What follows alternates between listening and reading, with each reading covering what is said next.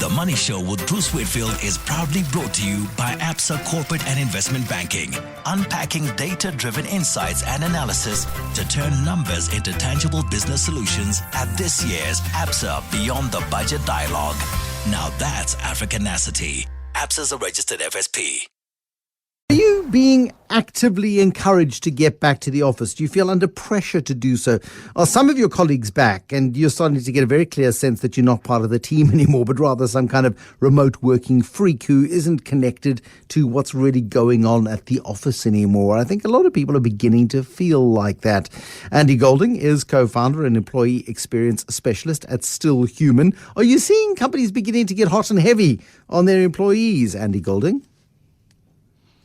Absolutely, Bruce. And by hot and heavy, we're actually seeing companies sending out company-wide memos to all employees saying, right, it's time, everybody back in the office, which is somewhat mind-boggling given where we are and everything we've come through in the last 12-ish months.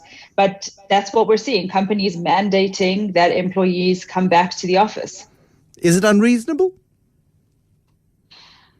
Well, I think it's short-sighted. I really do think it's short-sighted. I mean, despite the obvious health risks and health concerns by mandating that people come back into the office, I think what companies are missing out on is a huge opportunity to leap forward as organizations. You know, in March, give or take March of 2020, companies were kind of forced into this remote working experiment where they had so much opportunity to fundamentally change up the way we work, how we get work done, our organizational operating system, if you will.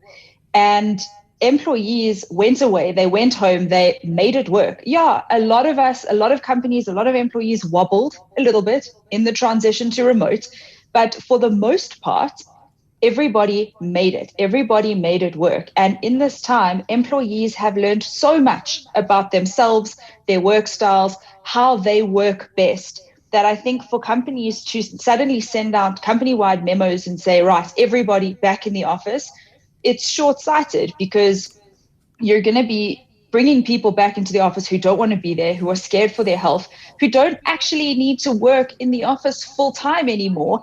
And I think the opportunity cost is huge because people are going to become switched off, frustrated, disengaged by now being forced back in when we said to them, please just help us work with this. In 2020, when we went remote, it was this implicit question or explicit question for different companies of, let's figure this out together. We made it work. And now suddenly companies are turning around going, cool, well, that was irrelevant. Now we're just going to go back to the way we always used to do things. What is it, though, that is making some companies feel so insecure about the modern way of working, a proven way of working? It may not be ideal. It may not be perfect. It may not give you absolute 24/7 control over your employees. But if you feel the need to do that, you need to go get some help. What is it about that sort of level of corporate insecurity that is becoming quite demanding?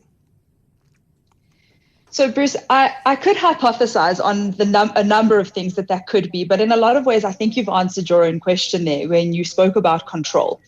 And I think that there's two driving forces for companies behind this forcing people back into the office. The one is we've got leases that we're paying our rent every month for offices and desks to stand empty, and it's really expensive and it's hurting the bottom line. So it would be a lot better if we just had warm bodies to fill those spaces, which on paper maybe makes sense, but it actually doesn't at all, because you can have warm bodies coming in to fill those spaces. But if those people are frustrated, don't want to be there, angry, if they're spending their time and energy on being upset about having to be at the office rather than having the freedom to work wherever, you're not actually benefiting from having warm bodies in the space. And the other side of it, Bruce, you spoke about control. Sorry, I'll make my point in a second, sorry. I think that a lot of leaders haven't taken the opportunity to learn how to lead remotely. And if we're still resting on the excuse that it's just not possible to have a good company culture when everybody's remote, we're missing a massive trick, because You don't, if you need to, as you said rightly, if you feel the need to control every moment and every Yeah. movement of your employees' days, there's problems there. Perhaps the problem is not them, and maybe the problem is you. But clearly, it's not working for some companies. Some companies feel the need to get people in, to get people engaged, feel that there is a greater spark, a greater sense of creativity and teamwork, a greater sense of collaboration in the physical work, and they want to reignite that. Those companies should be, I suppose, allowed to work that way. What's going to differentiate, I suppose, companies of the present with companies of the future is those that offer flexible work arrangements. Surely they become the most desirable companies to work for when those companies who treat their employees like adults rather than I don't know, hamsters on a wheel will become more desirable employers into the future.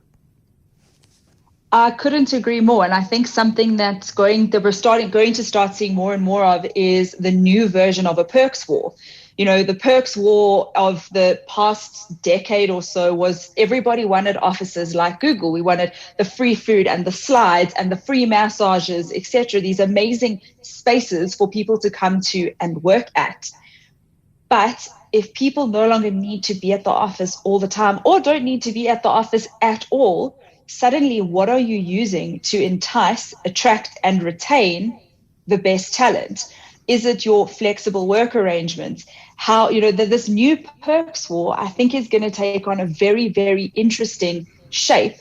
But to speak to the flexible work arrangements that you mentioned, I think the best analogy that I can give for this is, have you ever had an old computer or an old device of some sort, and you try and install a new operating system onto this hardware, and the hardware simply does not support the operating system?